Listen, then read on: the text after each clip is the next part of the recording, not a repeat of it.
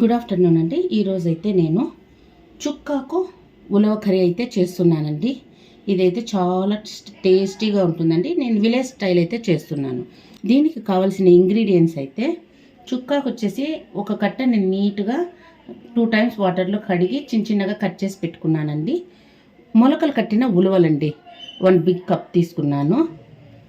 కొత్తిమీర, ఆనియన్స్ అండి చాప్ చేసి పెట్టుకున్నాను, కరివేపాకు, జింజర్ గార్లిక్ పేస్టు, 3 టమోటాస్ని అయితే స్మాల్గా కట్ చేసి పెట్టుకున్నాను. ఇదైతేనండి నేను వాటర్లో సోక్ చేసి పెట్టుకున్న కాజు, తెల్ల నువ్వులు, ఎండు కొబ్బరినండి పేస్ట్ అయితే చేసుకొని పెట్టుకున్నాను. టర్మరిక్, 2 స్పూన్ ధనియా powder, 2 spoon garam masala, 2 spoon అయితే చిల్లీ పౌడర్ వేసుకున్నానండి. దీని ప్రిపరేషన్ మెథడ్ అయితే నేను మీకు ఇప్పుడు చూపిస్తానండి.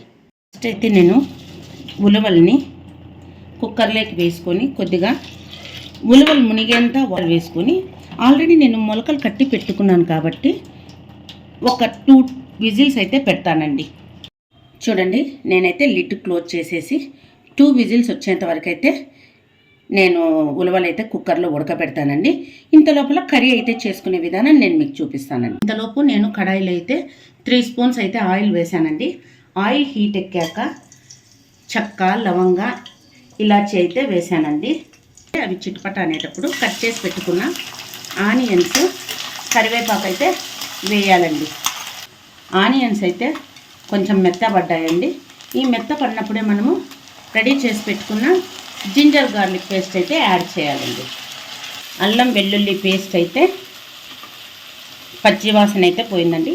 ఇప్పుడైతే నేను టమోటా యాడ్ చేస్తున్నాను. చూడండి, ఇప్పుడైతే 75% అయితే టమోటా బాగా మగ్గిపోయింది కదండి. ఇప్పుడైతే మనం కట్ చేసి పెట్టుకున్నాం కదండి చుక్కాకునైతే యాడ్ చేయాలండి. చూడండి, చుక్కాకు బాగా అయితే మగ్గిపోయిందండి. ఇప్పుడు మగ్గిపోయినప్పుడు మనం ముందే రెడీ చేసి పెట్టుకున్నాం కదండి ధనియా powder, garam masala, chilli powder, turmeric add చేసి ఒక 2 minutes ఫ్రై చేయండి. 2 minutes అయితే ఫ్రై చేశాను కదా. ఇప్పుడైతే నేను కొంచెం వాటర్ యాడ్ చేస్తున్నానండి.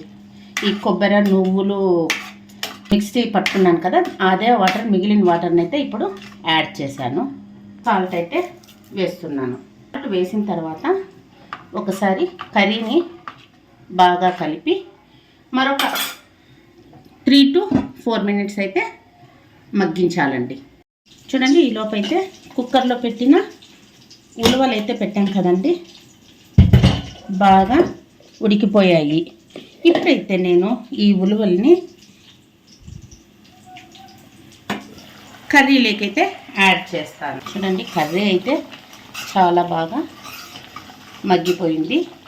ఇప్పుడు ఈ ఉలవలు ఉన్నాయి కదా, యాడ్ చేసేసేది. ఉలవలు వేసిన తర్వాత నీట్గా మిక్స్ చేసేసి వెంటనే మనమైతే పేస్ట్ చేసి పెట్టుకున్నాం కదా కాజు, నువ్వులు, ఎండు కొబ్బరి, ఆ పేస్ట్ని కూడా యాడ్ చేయాలి.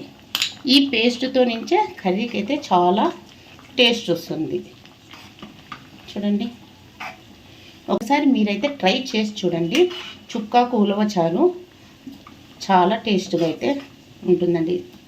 చూడండి, కర్రీ అయితే కొంచెము తిక్కుగా కనిపిస్తుంది కదా, నేను కొంచెం వాటర్ యాడ్ చేశాను.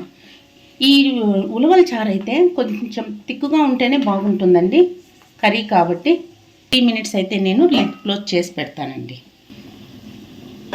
3 minutes అయితే అయిపోయిందండి.